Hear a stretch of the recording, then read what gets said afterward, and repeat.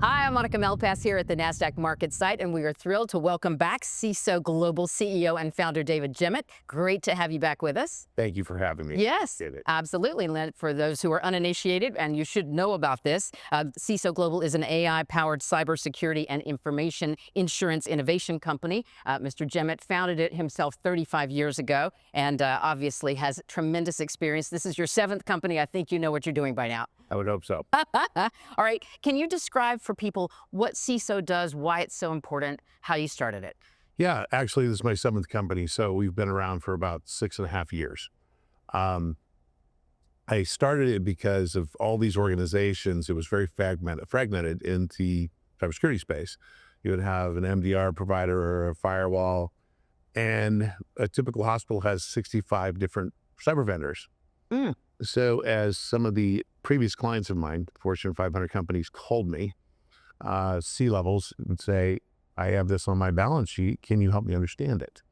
And obviously I'm a geek, but also the CEO. And you'll realize most CEOs don't like to tell people they don't know what they don't know. Okay. Well, cyber is kind of a black box. And so I started delving into their organizations and finding that there was some issues that they needed to correct. I'm one person. And these are global organizations. So I ended up hiring people who had worked with me before or other companies, from pen testing, penetrate your network to see if we could get in like hackers, remediation if there was, training, SOC services, monitoring your networks. And so I brought all of those together, self-funded it, and all of the owners came together and we listed on the OTC to prove that we could do it.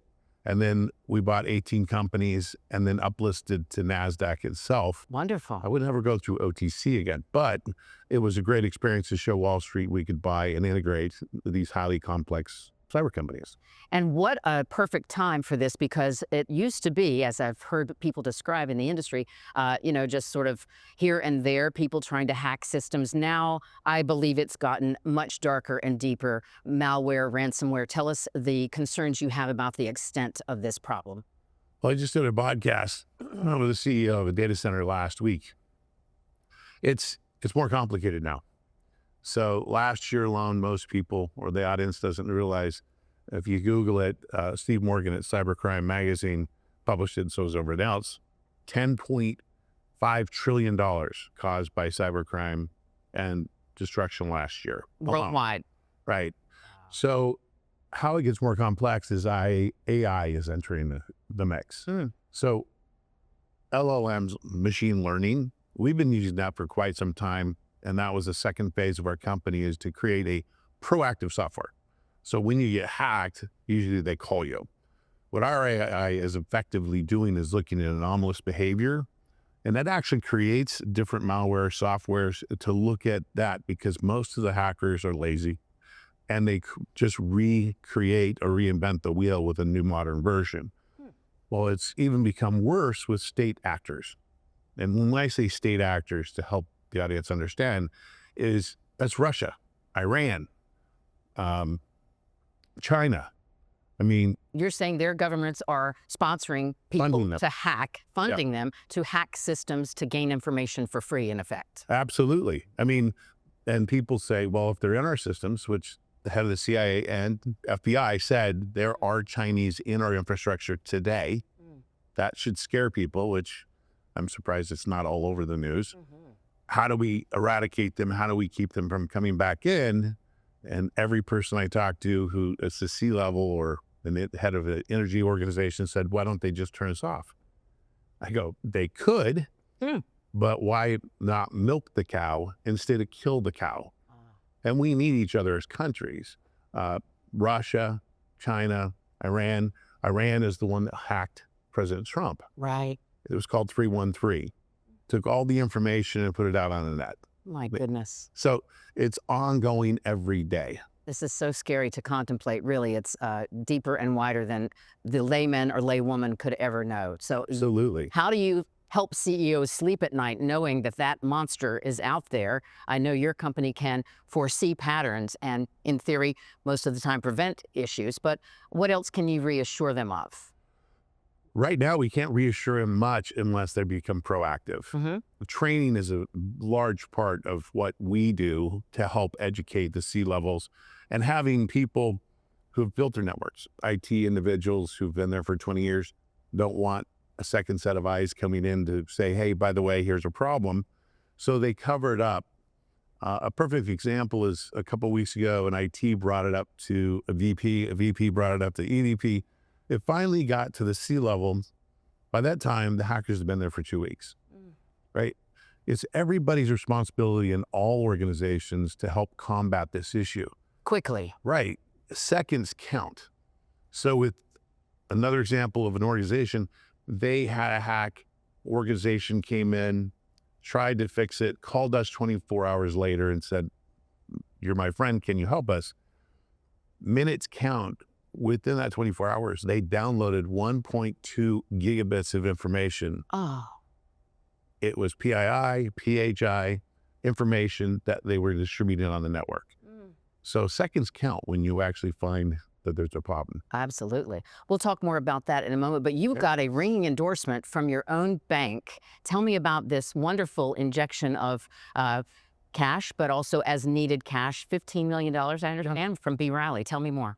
Well, B. Riley has been our bank for the last 5 years. They have what ATM and also a shelf. So we have those instruments that they helped put us in place a while ago. And because of the market, which is kind of crazy right now, we haven't wanted to tap those instruments. So B. Riley approached us and said, what do you need? And the thing I said was, we're not deluding ourselves.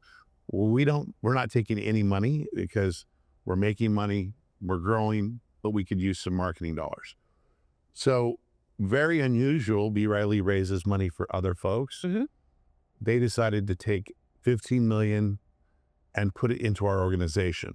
What's different about this, since we have our ATM that's 3%, they put the terms at 3%, and the first tranche is 105% of our market. Wow. More importantly, they can't put it to us. It's only when we want it, we put it back to them. Okay. So we take the money down when we want it. And that's, if you read through the 15 documents of our register statement, it's not 39 million shares. It's when we want the capital, we put it to them, they give it to us. And quite frankly, we'll use it very sparingly, I guess. Absolutely. Right. But that's infrequently done. I, think that's a unique and wonderful partnership in effect. It's really a testament to B. Riley and the folks there that believe in the organization, but more importantly, seeing us progress on our mission and looking at where the stock is today. There's a big disconnect between where we should be and where we are today. And from them, obviously, I'm very grateful for their support. Terrific. I found something very interesting in the research as well, that you actually collaborate or cooperate with some of your competitors because you want to help, in a general sense, fight this problem worldwide. And you can only, do that as a team, if you want to call it that. Tell me more about that. That's a wonderful thing. Well, it's wonderful, but it's also a necessity. Today, there's 4 million job openings in cybersecurity. 4 million jobs out there in cybersecurity. Yeah. My goodness. So you believe that hacking, I guess, from another country, you're in a poor country and you get taken in, helping cybersecurity, you can make millions, if not billions.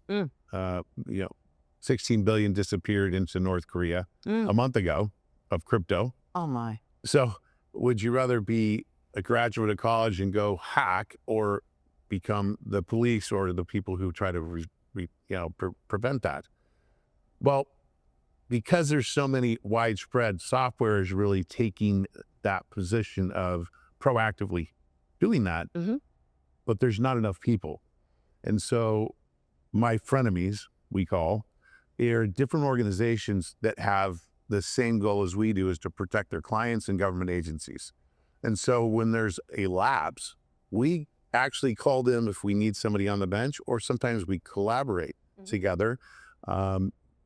Just 3 months ago, a CEO of a international organization said, we're really stumped on this incident response where hackers got in. Our best guys are on other projects. Can you come and help us? Of course. So they white label us, we go and help them, and vice versa. Wow. You also have a team of engineers who are trying to anticipate the next problem, stay ahead of the crooks, if you will, so that you're always on the cutting edge because it's, sadly, a cat and mouse game where they catch up, you guys try to anticipate, they figure out the new way, right? It's always like this. Tell me about those engineers and how do they stay on top of it? A lot of caffeine. So Wow. they're dedicated. In fact, everybody in the company, as a seventh company, I've had the most support and engaged folks who work probably the hardest in the company have done. And it's their goal is to try to stop and mitigate those problems for client. And it's just not a US issue. It's worldwide. So we work with other organizations around the world when it does go across, countries. Yes. And so it's more important for us to help them, but really until the reality of I'm selling you a product, walking away, it really needs collaboration between all of us to help stop that. Because as you said, they're working, they don't have hours, they don't have taxes to pay, and they get the benefit, but they actually hurt not only economies, people and companies and governments. Right.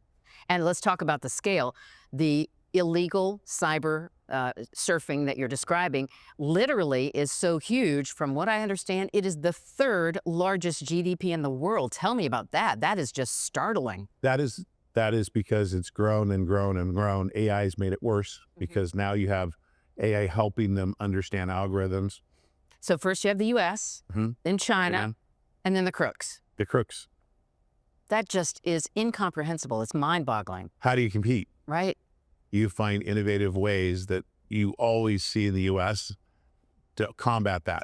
And we're coming up with new and new ways to mitigate it, but stop it more importantly. Wow. You just presented last month in October at the LD Micro Main Event 19. That must have been exciting. Tell me about that. Well, yeah, Chris, who runs it, is a friend of mine, asked me to be on a panel, and the nasty word, short selling, and us actually going through the analytics and how it was taking place and how it could affect microcap. More importantly, it was there to engage with the bankers who work with folks. And my second discussion was really educating the crowd on cybersecurity, because a lot of people don't understand the nuances of cybersecurity, how big it is. And several came up afterwards. I said, even an individual, it's not a matter of if anymore. It is when you will be attacked, whether some person from Philippines or China call you and try to get you to turn over money because you owe the IRS, to governments and companies having someone call and say, I'm an IT person, and them giving them the address to get into the network. Oh my. That happened at Google. Right. They were oblivious to it, and they just escalated their way all the way up until they got to administration creds Oh my. and took money out. So they're working 24/7. Our people do have to sleep, but we do have shifts of 24/7 to help. Thank goodness. Well, a word to the wise, we should all be paying attention to this and watching you and your company because you're right there trying to help us through it. CISO Global CEO, David Jemmett, nice to see you. Wish you continued success. Thank you. Thank you for having me again. Yes. Appreciate it. Absolutely.